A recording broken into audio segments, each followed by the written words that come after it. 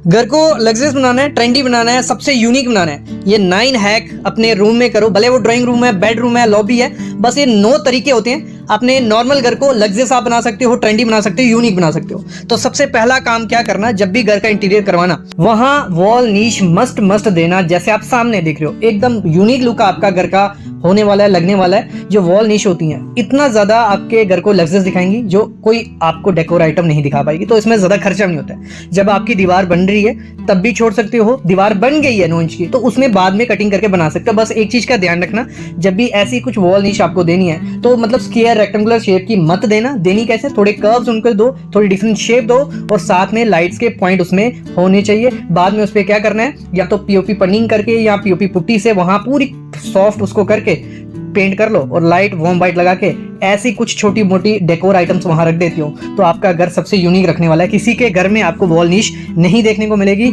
आपका घर यूनिक और लग्जरियस बन गया। सेम खर्चे में कुछ ज्यादा खर्चा इस पे नहीं होने वाला। नहीं तो वॉल पे अगर पेंट करने जाते, वॉल पैनल लगाने जाते, डेकोर आइटम लगाते, बहुत खर्चा होने वाला था। इसमें कुछ खर्चा नहीं हुआ और लग्जरियस लग गया।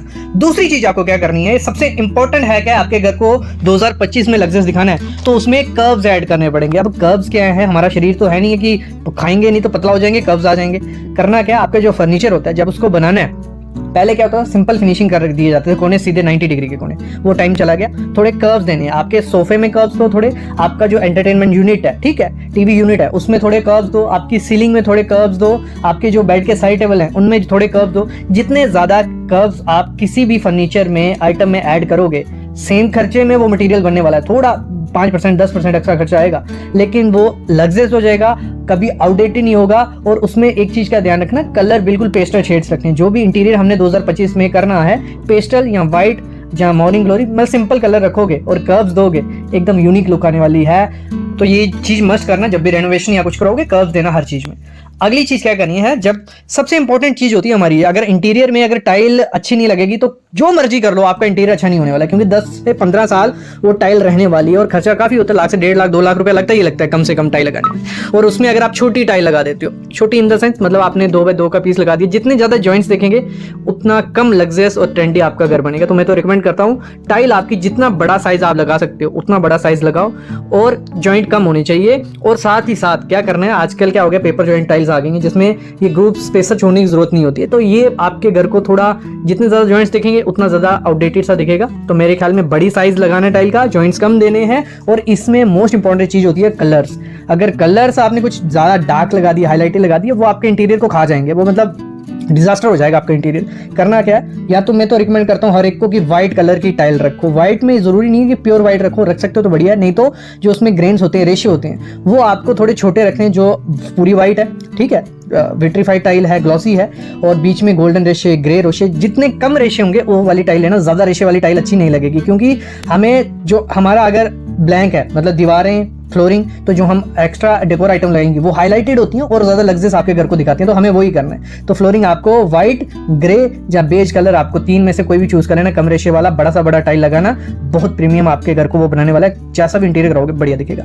अगली चीज होती है हमारे घर में जो हम फॉल सीलिंग करवाते हैं। फॉल सीलिंग आपको क्या करनी है, आजकल ट्रेंड तो है ही है, रिवर्स फॉल सीलिंग बहुत प्यारी लगती है। बाकी पूरा प्लेन रहेगा, रिवर्स फॉल सीलिंग होगी तो एक यूनिक लाइट आपको, मतलब उसमें से वार्म वाइट हो गई, मूड लाइटिंग बहुत प्यारी लगती है। कुछ पिक्स देखो आप, आपको आइडिया लगेगा कितना प्यारा ये आपका सीलिंग लग रहा है।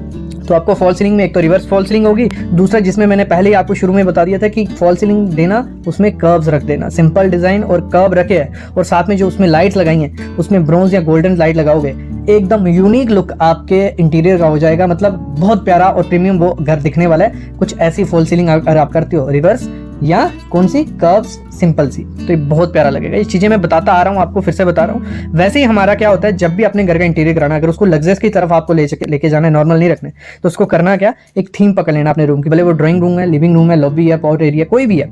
तो वहां पे ऐसा नहीं करना कि पहले टाइल लगवा दी फिर सोच रहे हो कि दीवार पे क्या करवाऊं, पहले फॉल सीलिंग करवा ली फिर सोच रहे हो टाइल कौन सी करवाऊं, जहाँ कुछ डोर लगा दिए। पहले एक थीम पकड़ लो अपने रूम की कि आपको ड्राइंग रूम में क्या थीम रखनी है। आपको व्हाइट, देखो 2 कॉम्बिनेशन तो मस्ट चाहिए रूम में, कि 2 कलर तो होने चाहिए। एक कलर बिल्कुल बोरिंग सा लगेगा, 2 कलर चाहिए। लगा लो व्हाइट और साथ में आपने ब्राउन पकड़ लिया, व्हाइट या बेज पकड़ लिया, या ग्रे पकड़ लिया, पूरा रूम ग्रे कर लिया या बेज कर लिया, तो वो थीम आपको पकड़नी पड़ेगी।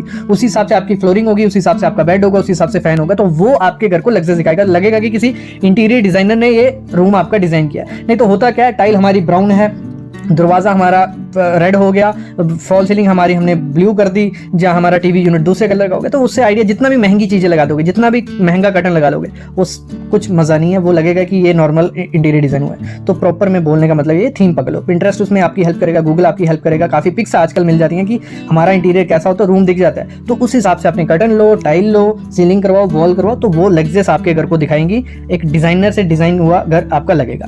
अगली चीज़ होती है, कोई भी आप पिक्स देखोगे या कुछ भी है तो वहाँ पे रग्स जरूर लगाना अपना। आपका बेडरूम है, आपका ड्राइंग रूम है, आपका लिविंग एरिया है, सिटिंग एरिया कुछ भी है, वहाँ रग्स, कुछ ऐसी रग्स आपको यूज़ करनी है। ये बहुत सालों से चलती आ रही हैं और हमेशा ध्यान रखना, जब भी रग्स लगाओगे बड़ी साइज़ की लगाना, छोटे साइज़ की नहीं। और इस चक्कर में मत रहना कि गंदी हो जाएंगी अगर हम पेस्टल शेड्स लेंगे, पेस्टल शेड्स ही लेने।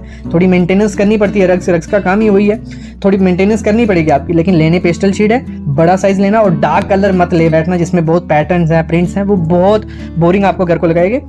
ये एक आपका एलिमेंट ऐड होगा आपके बेड के नीचे, आपके सोफे के पास, तो आपके घर को लग्जरियस और प्रीमियम ये दिखाने वाला है। अगली चीज़ क्या करना, घर में भले बेडरूम है, ड्राइंग रूम है, कोई भी एरिया है, वहाँ पे मिरर ऐड करना। और सिंपल स्क्वायर शेप का, रेक्टेंगुलर शेप का या ऐसे गोल सा मिरर नहीं करना। आजकल बहुत डिज़ाइन आ गए, 5-10 रुपये 1000 एक्स्ट्रा लगेगा इसमें। जो कर्व्स आते हैं मिरर में, डिज़ाइनर मिरर, वो आपके घर के वॉल्स को यूनिक लुक देने वाले हैं, बहुत रिच लुक देने वाले हैं। तो ऐसे कुछ मिरर ऐड करना बहुत प्यारे लगेंगे। और साथ ही साथ अपनी जो दीवारें हैं उन पे आर्ट जो है बिग साइज़ की लगाओ, मतलब जितना बड़ा साइज़ लगा सकते हो और वो लगाना। अगर वाइट दीवार है तो कलरफुल रखो, अगर वॉल में और डेकोर आइटम ऐड की हैं तो जितना काम सा उसको रख सकते हो कलर को, उतना काम सा वो रखो। साइज बड़ा होगा तो बहुत रिच आपके घर को लग्जरियस दिखाने वाला है वो चीज़। अगली चीज़ क्या करना, जब भी अपना इंटीरियर करवाओगे लाइटिंग पे बहुत इंपॉर्टेंट ध्यान देना पड़ेगा आपको। लाइटिंग नहीं होगी तो घर इंटीरियर का लग्जरियस नहीं रहेगा। तो जो मूड लाइटिंग होती है, मूड लाइटिंग कौन सी होगी, आपने जैसे फॉल सीलिंग की हुई है, वहाँ से निकल रही है, टीवी के पीछे से लाइट होगी या कोई डेकोर आइटम है, तो वो आपकी एक मूड लाइटिंग होगी, जिसमें आप वार्म वाइट मस्ट रखना, जो आती है 2700 के, ठीक है, केल्विन, तो वही यूज़ करनी है, तो बहुत रिच लुक देगी। बाकी जो टास्क लाइट है वो आप अपने टेबल, जो बेड साइड टेबल होगी, जहाँ आपके सोफे के साइड वाला टेबल हो गया, वहाँ या वॉल पे आप क्या कर सकते हो, जो हैंगिंग लाइट्स आती हैं, वॉल लाइट्स आती हैं, वो लगा सकते हो। मतलब आपको हमेशा जब भी लाइटिंग करनी है तो लेयर क्रिएट करनी है। आपकी सीलिंग में भी लाइट होनी चाहिए, आपकी दीवार पे भी कोई वॉल लाइट होनी चाहिए, और आपके बेड के पास या आपके फ्लोर पे एक स्टैंडिंग लैंप होना चाहिए। तो 3 लेयर लाइटिंग जब होगी और उसमें भी आपकी मूड लाइटिंग अलग, टास्क लाइटिंग अलग, तो वो आपका घर कंप्लीट होगा, एक लग्जरियस आपको लुक मिलने वाला है घर में। तो ये कुछ 9 बातें थी। ये 9 बातें सेम रेट में भी हो जाती हैं, थोड़ा बहुत रेट आगे पीछे होता है। अगर आप ड्राइंग रूम, बेडरूम या कोई भी एरिया आप डिजाइन कर रहे हो, ये 9 रूल फॉलो करोगे तो आपका घर लग्जरियस और ट्रेंडी लगने वाला है। ऐसी काफ़ी चीज़ें मैं पहले वीडियोस में बता चुका हूँ, जिसमें कर्टन्स हैं, आपके फैन हैं, आपके स्विचेस हैं, आपके डोर हैं, तो उन पे भी ध्यान देना होता है। ये सारे एलिमेंट होते हैं, ये सब मिलके आपके इंटीरियर को लग्जरियस बनाते हैं। आई होप आपको आइडिया लग गया होगा। ऐसी वीडियोस में लाता रहूँगा, बस चैनल को सब्सक्राइब कर लो और बेल आइकन दबा लो।